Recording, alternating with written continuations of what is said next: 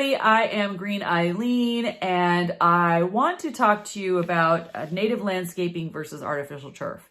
Because in the scheme of things, the majority of water use is done for landscaping. Household water use is done. 50 to 75% goes to the outdoors versus the indoors. And where I'm from, we import 90 to 95% of our water from the Colorado River or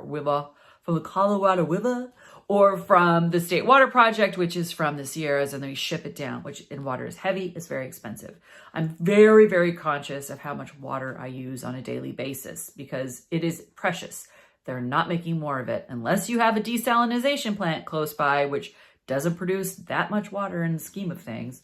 That I am always promoting native landscaping. Why is that? Versus artificial turf, because both of them you would think would be a benefit to have. You would think artificial turf or native landscaping, let me weigh the benefits. Well, in my mind, there's so many bad things about artificial turf that I get this question a lot, which is, what are the bad things? So I've got this little article here from Bay Area Water Supply. Even though I'm in Southern California, they put it together nice for me so I could explain it to you.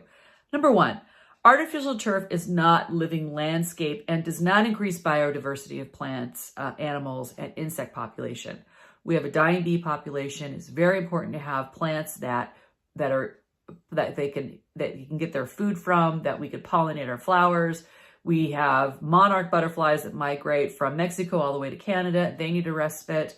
We also have birds, we have bees, we have bumblebees.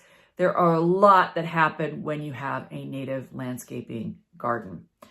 You do not get that with artificial turf. You just have turf, and that's it.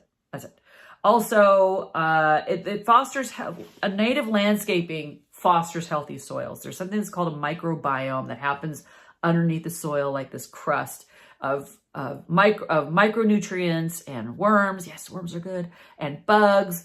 And you don't have that with artificial. Whatever goes down through the water that goes down to the soil, you're actually poisoning the soil because of all of the plastics and resins and stuff that is in artificial turf. Also, whenever you have a garden area or a landscaped area, it is much cooler than it is with artificial turf. Artificial turf has a black barrier underneath it. It's very hot. We went out to the desert and had to relieve our dogs. We were driving 6 hours, and so this particular gas station had a relief center, which was artificial turf, and I could not walk on it. I would not allow my dogs to walk on it. It was so hot. So it actually contributes to urban jungle versus native landscaping, which helps decrease the amount of emissions and CO2 in the air. Also, artificial turf is not water-free, which is really interesting. My neighbor has artificial turf, and we have the native landscaping. And she still uses a gardener. They use their blower every week. They use their blower, gas-powered blower. So that is putting emissions. Luckily for us, we can take those emissions away because we're carbon negative. She also waters it every day. 5:38 in the morning. I know because I've been up at that time and I hear it. So she waters it every day. We water it seasonally. During the summertime, we water about once a week. We hand water. This time of year, during the wintertime and the spring, we don't water at all. We don't need to. It's native landscaping. It knows the soil, it knows the weather, and it knows the bugs. So what's next before I get too long-winded? Okay. Because artificial turf can get very hot. Okay, next is artificial turf has potential environmental concerns. Yes, runoff from artificial turf may contain pollutants like heavy metals and chemicals that can reach surface water or groundwater. Yeah, every time that it's going into the water goes into the soil or into the storm drain, it is taking with it just toxic runoff. Also, it encourages you to, it says, results may vary. Here's the disclaimer. Results may vary for different artificial turf products, so be sure to see report from the Environmental and Human Health Incorporated. There's always, we always got to go to the source for the right information. And also, artificial turf is a synthetic material with a relatively short lifespan. And it says between 10 to 20 years. Well-defined short lifespan. If we're looking at the lifespan of a human, that's relatively short. If we're looking at the lifespan of of a dog, that's pretty long. So it's like, it's all relative. And let's see. So go to your local water company. Here's the final PSA for the day. Go to your local water company utility and find out what resources they have for you, whether it's rebates, whether it's information, whether it is education.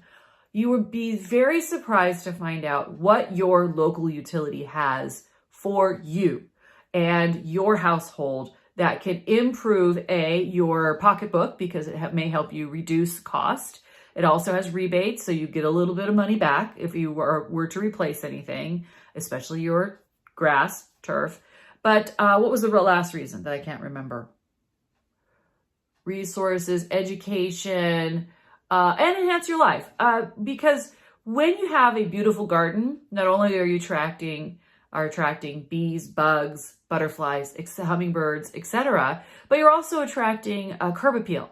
And when it comes to value of a home, curb appeal is one of the most important things, because you only have one time. You only have one time to make a first impression, something like that.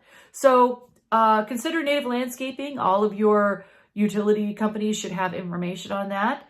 You're doing good for you, you're doing good for the environment, and you're doing good for the world. Make a change. Thank you so much. I'm Green Eileen, looking forward to my next video. Bye.